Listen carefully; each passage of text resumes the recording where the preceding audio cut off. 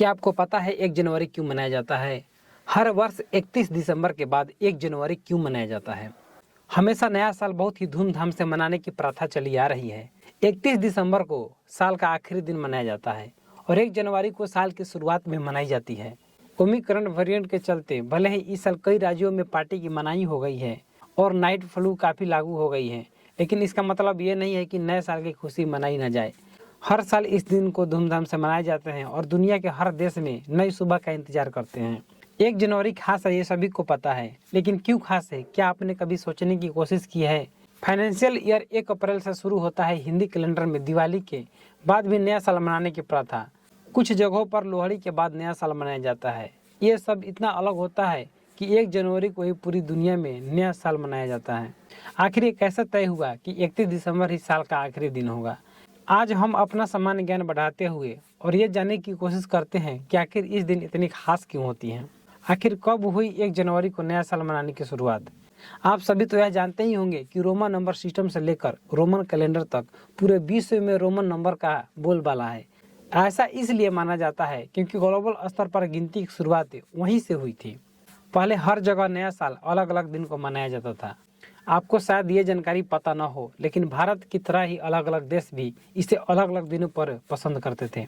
लेकिन फिर रोमन के राजा नुमा पोपिलस ने अपने राज्य में इस प्रथा में बदलाव किया, लेकिन पूरा श्रेय नुमा को नहीं जाता है क्योंकि काफ़ी कुछ काम जूलियस सीजर ने भी किया था। उन्हीं के दौरान रोमन कैलेंडर में 1 जनवरी को नया साल माना गया। तो चलिए आइए जानते हैं कैसे रोमन कैलेंडर में बदलाव हुआ।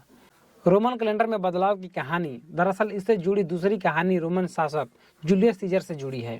कुछ इतिहासकारों का मानना है कि सीजर के दौरान में ही 1 जनवरी को नया साल मनाने की शुरुआत हुई थी। उससे पहले रोमन कैलेंडर मार्च से शुरू होता था और फरवरी या मार्च के महीने में किसी एक दिन 27वां 28वां दिन इन हो जाता था। इस कैलेंडर में 365 नहीं 355 दिन माने जाते थे। इसकी शुरुआत 45 बीसी में हुई। ईसा मसीह का जन्म, उनकी मृत्यु और दोबारा जीवित हो जाने के बाद 1 जनवरी से जोड़ा गया। 25 दिसंबर को ईसा मसीह का जन्म होने के बाद जैसे जैसे ईसाई धर्म आगे बढ़ा, वैसे वैसे नया साल 1 जनवरी को मनाने की प्रथा शुरू हो गई। माना जाता है कि जूलियस सीजर के राज के दौरान गिनती को लेकर कुछ गलतियां हो गई थी और इसीलिए नया साल हमेशा बदलता रहता था। इसके बाद पोप ग्रेगरी ने जूलियस कैलेंडर यानी उस दौर के दौरान कैलेंडर में बदलाव किया गया और 1 जनवरी को नया साल घोषित किया गया।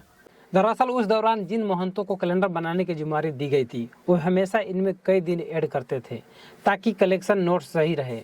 सीजर ने उसी दौरान 67 दिन कैलेंडर में ऐड किए ताकि 45 बीई का पहला दिन 1 जनवरी को मनाया जा सके। रोमन देवता को इजाज़त देने के लिए चुना गया जनवरी का ही महीना। जनवरी महीने का नाम भी उसी दौरान रोमन देवता जेनस के नाम के आधार पर रखा गया था।